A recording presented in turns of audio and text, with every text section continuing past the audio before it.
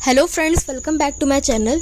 तो आज हम यूनिट 3 बायोफार्मास्यूटिक्स में यूनिट 3 के बारे में डिस्कस करेंगे। उसमें आपका 1 कंपार्टमेंट ओपन मॉडल एक्स्ट्रावैस्कुलर एडमिनिस्ट्रेशन हमारा चल रहा था। उस पर हमने सारे पैरामीटर्स आपके पढ़ लिए थे, सी मैक्स टी मैक्स कैसे निकलेगा, आपका एलिमिनेशन रेट कांस्टेंट कैसे निकलेगा। अब आज हम बात करेंगे एब्जॉर्प्शन रेट कांस्टेंट में एक आपका मेथड होता है वैगनर नेल्सन मेथड।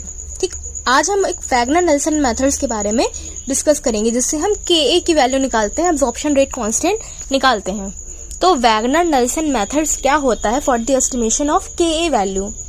तो ये आपके कह सकते हो अल्टरनेटिव मेथड है आपका जिससे हम Ka की वैल्यू निकालते हैं। इस मेथड में हम क्या करते हैं, हम ये पता करते हैं ड्रग का परसेंटेज अनएब्जॉर्ब टाइम प्लॉट। हम परसेंटेज कितना ड्रग का अनएब्जॉर्ब हुआ है वो और टाइम के बीच में ग्राफ बना रहे हैं। इस मेथड में हम क्या कर रहे हैं, हम Ka की वैल्यू कैसे निकालते हैं, परसेंटेज अनएब्जॉर्ब और टाइम के बीच में ग्राफ प्लॉट करते हैं। इस मेथड में कोई भी फर्स्ट ऑर्डर जीरो ऑर्डर के एजम्पशंस की नीडेड नहीं होती है। मतलब और मेथड्स में हम क्या कर रहे थे कि फर्स्ट ऑर्डर ये कहता है, जीरो ऑर्डर ये कहता है, ये सब करते थे। लेकिन वैगनर नेल्सन के केस में हमें जीरो ऑर्डर फर्स्ट ऑर्डर की कोई भी एजम्पशंस की ज़रूरत नहीं है। फाइन। अब इस मेथड में होता क्या है भाई वो जानिए। तो वैगनर नेल्सन हमारा किसके लिए यूज होता है, एक्स्ट्रावैस्कुलर लाइक ओरल भी बोल सकते हो, ओरल भी तो एक्स्ट्रावैस्कुलर रूट है।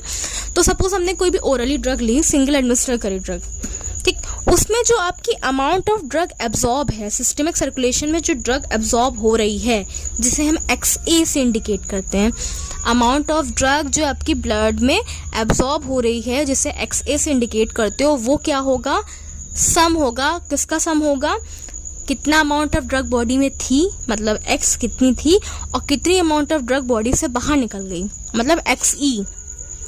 कितनी बॉडी में ड्रग थी अमाउंट और कितनी बॉडी से बाहर निकल गई XE, दोनों को जोड़ देंगे तो आपकी कितनी ड्रग बॉडी में एब्जॉर्ब हुई थी वो निकल आएगी।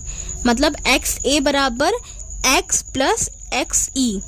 XA बराबर क्या होता है, X प्लस XE।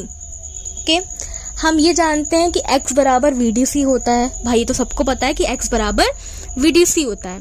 ठीक, अगर हम सपोज मानते हैं कि ड्रग का एलिमिनेशन हमें T टाइम पे देखना है, T टाइम पे ड्रग का एलिमिनेशन हमें देखना है, मतलब XE की वैल्यू देखनी है, तो XE का फॉर्मूला क्या होता है, XE बराबर KEVD AUC 0 से T लिमिट लगा दी। T टाइम की बात करें तो 0 से T लिमिट लगा दी, तो XE बराबर KEVD AUC 0 से T लिमिट। सेकेंड इक्वेशन बन गई भाई हमारी।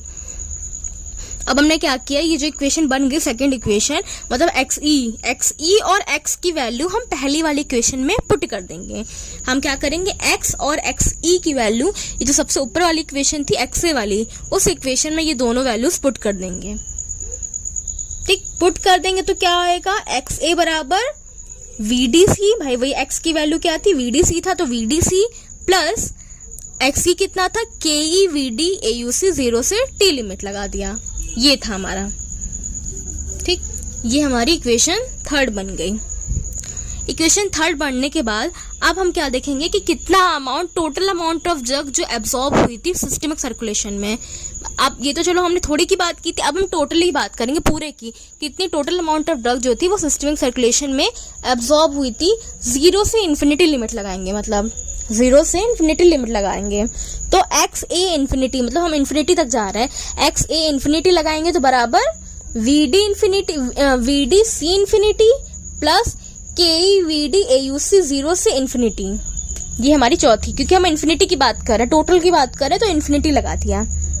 ठीक, अब टाइम अगर हमारा इन्फिनिटी हो गया, एकदम टाइम T जो था वो इनफाइनाइट हो गया एकदम, उस केस पे अमाउंट जो कंसंट्रेशन ड्रग की है वो तो 0 ही हो जाएगी ना, सारी की ड्रग जो है वो तो खत्म हो जाएगी।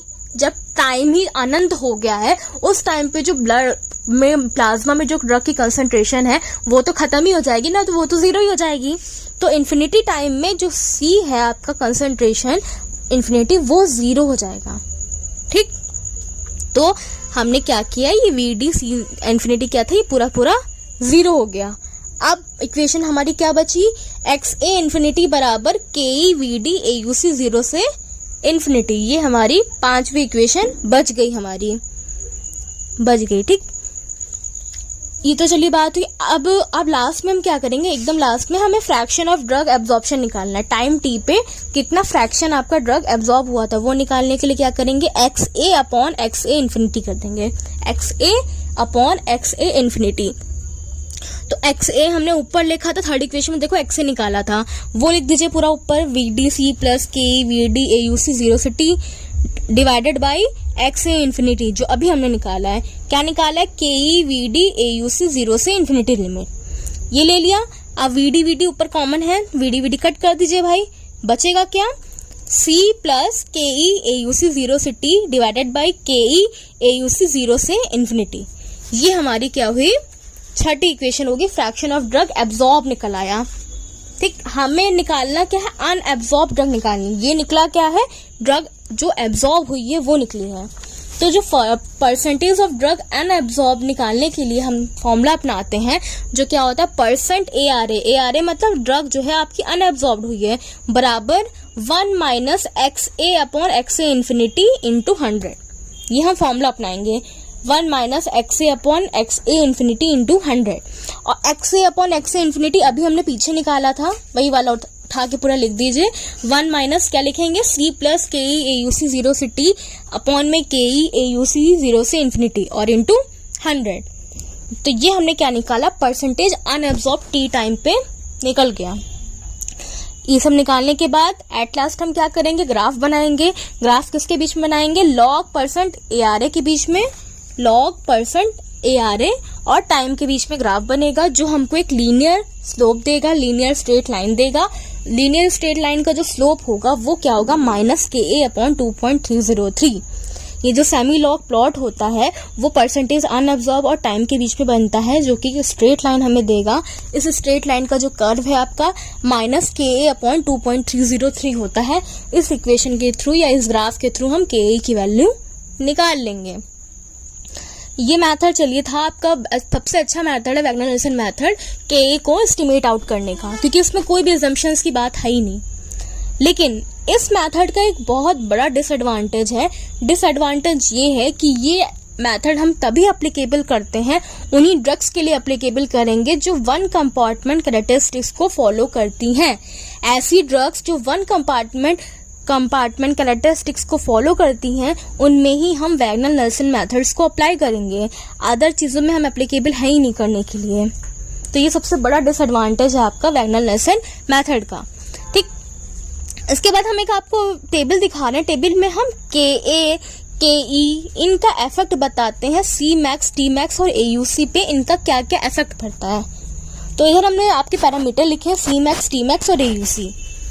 पहली सिचुएशन में हम क्या कर रहे हैं, के ई को कांस्टेंट कर रहे हैं, दूसरे में क्या कर रहे हैं कि के ए को कांस्टेंट कर रहे हैं। तो अगर हमने के ई को कांस्टेंट कर दिया, के ई मतलब जो बाद वाला है, एलिमिनेशन है, उसको कांस्टेंट कर दिया है और आपका एब्जॉर्प्शन कम हो रहा है, एब्जॉर्प्शन कम हो रहा है, के ए कम है और आपका जो वो है वो कांस्टेंट है के ई, तो उस केस में सी मैक्स घटेगा। अगर के ए बढ़ जाएगा तो आपका सी मैक्स बढ़ेगा।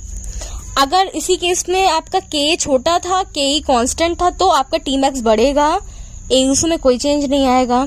और अगर यही सेम था कि के ए कांस्टेंट था, के ई और के जो था वो बड़ा था, उस केस में आपका सी मैक्स तो बढ़ेगा, टी मैक्स घट जाएगा और ए यू सी पे कोई इफेक्ट नहीं पड़ेगा। उल्टा अगर इसका किया जाए कि अगर हमने के ए कांस्टेंट कर दिया, एब्जॉर्प्शन कांस्टेंट कर दिया है, एलिमिनेशन कम है तो सी मैक्स बढ़ेगा, एलिमिनेशन ज़्यादा है तो सी मैक्स घटेगा। अगर आपका इस केस में एलिमिनेशन कम है तो आपका टी मैक्स बढ़ेगा और एलिमिनेशन ज़्यादा है तो टी मैक्स घटेगा। अगर आपका एलिमिनेशन छोटा है, कम है, तो ए यू सी बढ़ेगा, ज़्यादा है तो ए यू सी घटेगा। जी क्या है आपका के का क्या इफेक्ट पड़ता है सी मैक्स और ए यू सी पे, C max T max A U C पे क्या क्या इफेक्ट पड़ रहा है। तो ये हाँ हमारा Wagner-Nelson method for estimation of के ई वैल्यू। ये एक्स्ट्रा वेस्कुलर के रूट में है, ओरल एडमिनिस्ट्रेशन जो भी है एक्स्ट्रा वेस्कुलर एडमिनिस्ट्रेशन है, उसके केस में के ए निकालने का ये एक मेथड था आपका। तो फ्रेंड्स आज के लिए इतना ही। अगर आपको ये वीडियो अच्छी लगी तो इसे लाइक करें, अपने फ्रेंड्स के साथ शेयर करिएगा। तब तक के लिए keep learning, keep listening. Thank you.